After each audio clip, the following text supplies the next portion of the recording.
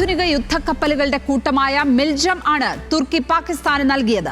പടക്കപ്പലുകളും മുങ്ങിക്കപ്പലുകളും ഡിസ്ട്രോയറുകളുമെല്ലാം അടങ്ങിയതാണ് ഈ നാവിക സംവിധാനം. മാത്രമല്ല, കശ്മീർ വിഷയത്തിൽ പാകിസ്ഥാന് പരസ്യ പിന്തുണ പ്രഖ്യാപിച്ച രാഷ്ട്രവുമാണ് തുർക്കി.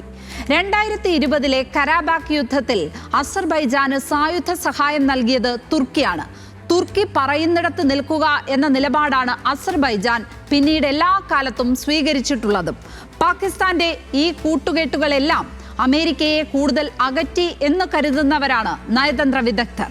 പഹൽഗാം ആക്രമണത്തിന്റെ ആസൂത്രകരും സംഘാടകരും കനത്ത ശിക്ഷ അർഹിക്കുന്നു എന്നാണ് റഷ്യൻ പ്രസിഡന്റ് വ്ളാഡിമിർ പുടിൻ ഇന്ത്യക്ക് എഴുതിയത്. ചൈനയുടെ ഏറ്റവും അടുത്ത സുഹൃത്താണ് റഷ്യയെങ്കിലും പാകിസ്ഥാനൊപ്പം നിൽക്കാൻ ഇപ്പോഴത്തെ സാഹചര്യത്തിൽ സാധ്യതകളില്ല. മാത്രമല്ല, പാകിസ്ഥാനിലേക്ക് യാത്ര ചെയ്യരുതെന്ന് റഷ്യ സ്വന്തം പൗരന്മാർക്ക് നിർദ്ദേശവും നൽകി.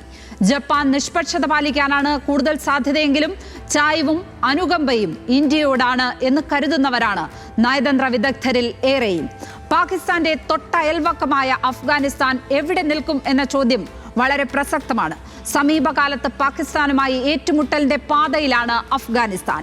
ഇരു രാജ്യങ്ങളും പരസ്പരം അതിർത്തി കടന്ന് ആക്രമിക്കുകയും ചെയ്തു. പക്ഷേ അടിയന്തര ഘട്ടത്തിൽ പഴയ മിത്രമായ പാകിസ്ഥാനെ അഫ്ഗാനിസ്ഥാനിലെ താലിബാൻ ഭരണകൂടം കൈവെടിയുമോ എന്നാണ് ചോദ്യം.